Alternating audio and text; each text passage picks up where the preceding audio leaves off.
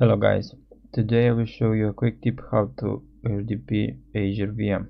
All you have to do is hand over to a VM that you want to connect. In my case it will be VS Machine.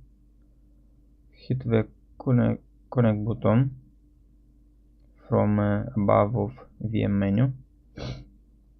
Download the RDP file. Hit connect.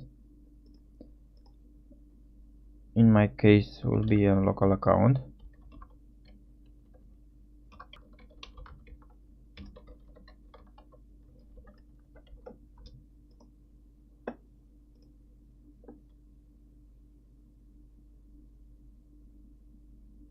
As you can see, this is a easy way to connect to your virtual machine from Azure environment. Thanks for watching and see you next time.